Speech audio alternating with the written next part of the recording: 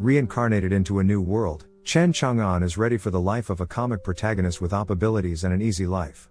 Much to his dismay, what he gets is quite the opposite.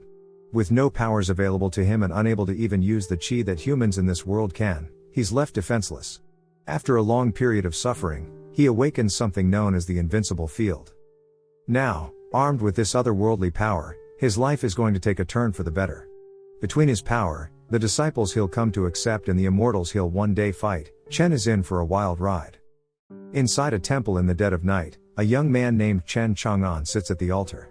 His clothing worn, his body tired, he lays in place, fantasizing about all sorts of food dishes. Chen is a traverser, a human who has traveled to a new world. However, his situation is far different from what he would have expected. Unlike the traversers in shows and comics, he was sent into this, the world of immortals, with no powers at all. With his meridians blocked, he was basically a cripple, unable to fight. One kind old man was good enough to take him in anyways. Coming from a broken sect, he saw something in Chen that nobody else did. His life has been quite hard though. Possessing the legendary eternal body along with Tang Sang attributes makes him the most tempting meal possible for monsters and demons. Because of this body, he's been cursed to suffer injuries and hardships as demons constantly pursue him. Even the old man's sect was attacked because of him. After yelling out at this world's god for putting him in this situation, Chen decides to go to sleep. With how long it's been since he's eaten, he needs to save all the energy he can. Hopefully the old man will be back later with some food. As Chen lays down, the woman from outside suddenly appears beside him. Almost instantly, she makes an attempt at seducing Chen. He, however, is not interested in such a sudden and random development. Struggling to get away from the woman, he asks whether she is even human or a ghost. To his horror, she answers that she's a ghost. Demanding that he give her the eternal body, the woman bites into Chen's shoulder, leaving a huge wound. The injured protagonist wonders if he's dying once again. Then, out of nowhere, a window appears in front of him. It reads out that the Invincible domain system has been opened for the host. Within a 2-meter distance from his body, Chen now has an invincibility field. He himself is the master of this field. His confidence restored, Chen faces the ghost woman. Though she tells him he doesn't stand a chance against her, Chen is determined to win with this new power. When he shoots his fist forward in a punch, a pillar of gold light shoots down from the skies above and burns the ghost away. While Chen celebrates his victory, a window pops up again. He learns that he can gain field points. For every 100 points he gets, his field will increase by 1 meter. If he can expand his field far enough, he'd become the ruler of the entire continent. Unfortunately, the window then tells him the host must explore how to get these points by himself. Annoyed and tired, Chen collapses from starvation. After waking, he finds all he has to eat is soil. Though, Chen's not desperate enough to eat it just yet. He also wonders how the ghost from earlier even got into the temple. After all, the old man cast a barrier on this place that should have stopped her. As he worries for the old man, Chen tries to go out and look for him. Unfortunately, it turns out the Invincible field is a fixed space. It doesn't move around with Chen's body. When he tries to exit it, he feels an incredible pain. Since he can't leave the field, Chen tries to think of ways to get field points. Right then, a cute young lady and a brick wall of a man crash into the temple. The man, Li Xiao, attacks Chen when he demands food from him. The Invincible field fully erases Xiao's attack though, leaving him shocked. Deciding to go all out, he rushes at Chen with his own sword out. This is exactly what Chen wanted. Once the man enters the field, Chen easily grabs his sword, cracks it apart and kills Xiao with his own broken blade. The system window pops up once again to tell Chen he's gained 500 field points. With this, the field expands to cover almost the whole temple. Chen heads to Xiao's body and finds a storage ring. The boy is excited by the thought of finding food inside. The girl who came along with Xiao introduces herself. She, Ling Bauer, is a member of the Nine Swords sect. She'd set out with other disciples to find an immortal treasure that has come to the world. Li Xiao, however, killed all of them except her. As she thanks him, Chen has her open Xiao's storage ring. Inside, he finds a roast chicken which leaves him overjoyed. While he eats, Ling wonders just how powerful he must be to defeat Xiao so easily. Kneeling down, she thanks Chen again for saving her and makes a request. She wants to be his disciple. Though hesitant since he has nothing to teach her, Chen accepts Ling as his disciple. He needs someone to get him food from outside the field after all. Once their agreement is made, the system window tells Chen he's gained another 100 points from the act. Later, a high-level tiger demon is lurking around. Baited by the smell of Chen's eternal body, it wishes to consume him. When Ling tells him of this, he's only excited by the creature's appearance. Free field points. Heading outside, he lures the tiger closer with his field. Ling is terrified by his actions when it seems like he's just waiting to be attacked. Chen has other plans though. As soon as the tiger enters his field, Chen freezes it in the air. In this area, reality is whatever he wants it to be. When Ling can't cut the tiger with her sword, Chen simply takes it from her and cuts the beast down himself. With this, he gains a whopping 800 field points and sees a system upgrade is available. Chen tells Ling to cut up the tiger's meat while he investigates this. After ordering the system to use his field points and upgrade, he receives knowledge of a new skill he's gained. All living things.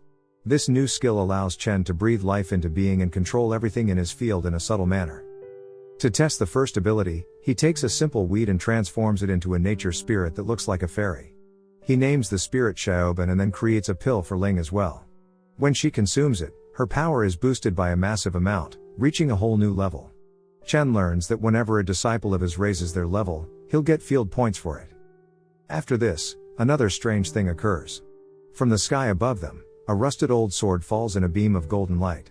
Ling reveals this must be the immortal treasure she was tracking. Just last night, it fell from the upper realm when someone caused a huge pillar of energy to puncture it. Chen picks the sword up and uses his skill to repair it. Since he's already unbeatable in his field, he just gives the sword over to Ling. She's overwhelmed by the power she feels from it and once again is grateful for having such a kind master. After Chen repairs the temple from the damage it's taken over time, even more people arrive. Li Badian, the lord of Li Xiao's sect, and Qiu Qiantu, leader of Ghostbone's sect. The two have come in search of the immortal treasure. When they begin arguing over who will own the treasure and this mountain it's landed on, Chen makes his presence known. How can they discuss such things when the owner of this mountain is already right here?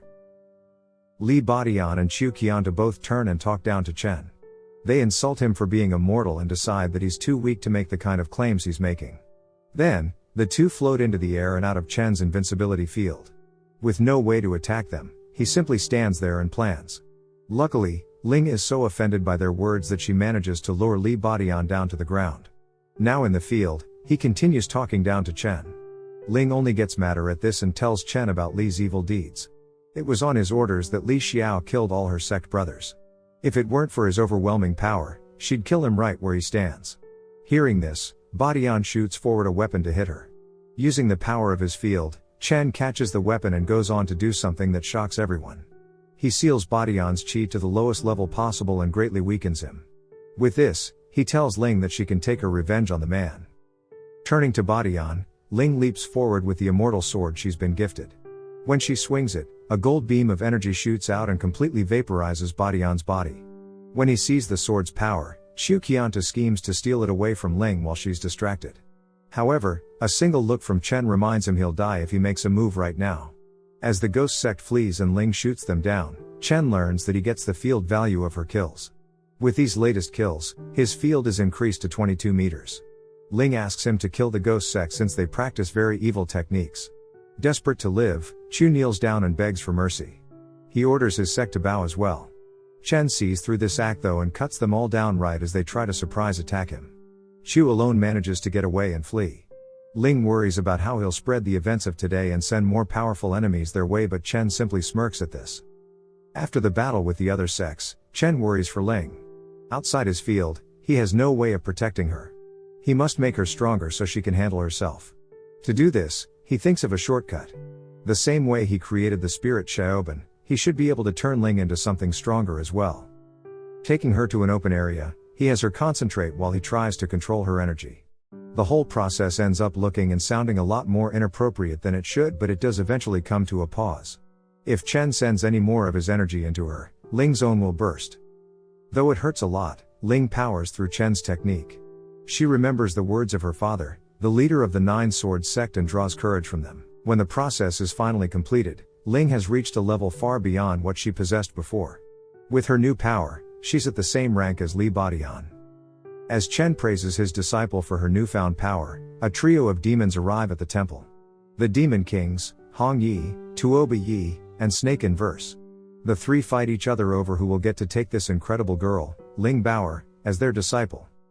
Since their fight is going nowhere, they decide to make offers to Ling and let her choose one of them.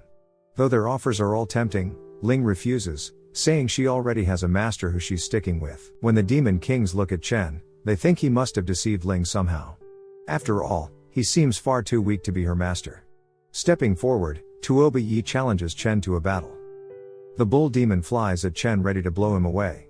But when he hits the boy, all the Demon Kings are shocked to see he hasn't even flinched from the attack. With just one finger, Chen hits Tuoba with a devastating attack and defeats him.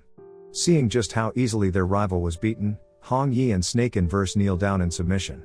The end. For now, check out this next manhwa recap appearing on screen right now.